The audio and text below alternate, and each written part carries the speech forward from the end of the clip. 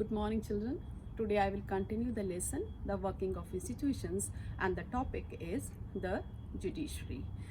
To understand the judiciary, we should know that we have seen one order which was given by the Government of India, that was on 30th August 1990 for the SC/BC category, 27% reservation. So what was that? Means this category people will get the reservation by the order of the Government of India.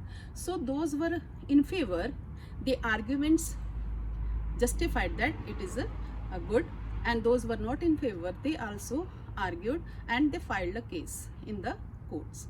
Now all these cases were compiled together by the courts and they were heard in the court, and ultimately the decision was given that was this decision of the Government of India was valid, and the people of the country, they have accepted it because they have a faith in the judicial system of our country. And for the success of all the democracies, that is must that the judiciary should be kept independent and powerful. In our country, this judiciary is independent as well as it is integrated and more powerful. So we should know what does this mean, what is judiciary. All the courts at the different levels in a country put together are called judiciary. It consists of a Supreme Court for the entire nation, high courts in the states, district courts at the district level, and the courts at the local level. Now the judiciary system in India, it has we have an integrated judiciary.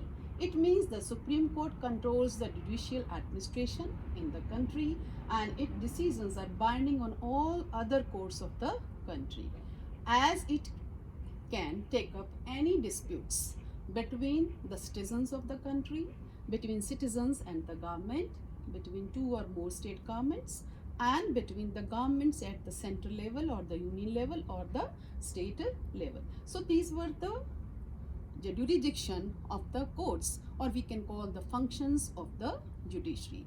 Next is, it is the highest court of appeal in the civil and criminal cases. It can hear appeals against the decision of the High Court. Courts have the power to interpret the constitution of the country. They can declare invalid any law of the legislature or the actions of the executive if they find such a law or action is against the constitution. Next function, they can determine the constitutional validity of any legislation or action of the executive in the country when it is challenged before them, and this is known what?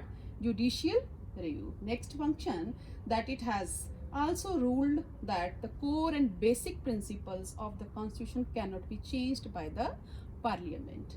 Next function, the courts act as a guardian of the fundamental rights. As a citizen of the country, Indian citizen of the country, we enjoy the democratic rights, the fundamental rights in our country, and among them the right is as constitutional remedies, that to protect our rights we can go to the courts, because courts are called the protector of the rights. And if any citizen of the country or fellow friend or any colleague or anybody in the society encroached upon a right, we can go to the courts, because Dr. B.R. Ambedkar even called this right as a heart and soul of the constitution. So means, being as it is a citizen, to protect our rights we can go to the courts. Next is, the courts have given several judgments in the recent years and directions to protect the public interest and the human rights. Anyone can approach the courts if public interest is hurt by the action of the government. And what is this called? This is called public interest litigation. It means if any action of the government which is against the public or the society, we can write a postcard sent to the government and can draw their attention that this action of the government is not in the favor of the public or the society. So they can take any action and can protect their rights.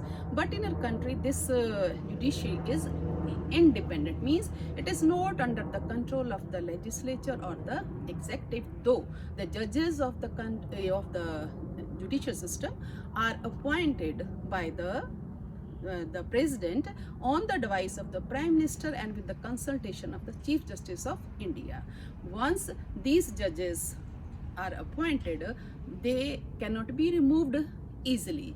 So the removal process is the same way, that is the removal of the president of the country. Impeachment motion is to be passed, okay, separately by 2/3 members of the houses, but it has never happened in the history of the India. So I conclude the chapter with this topic last, the judiciary of the working institutions, and now I bless you all so that you go through all the videos from very first, and there are total 7 videos. You will like it, I think so, and will understand and will score the good marks. Stay blessed.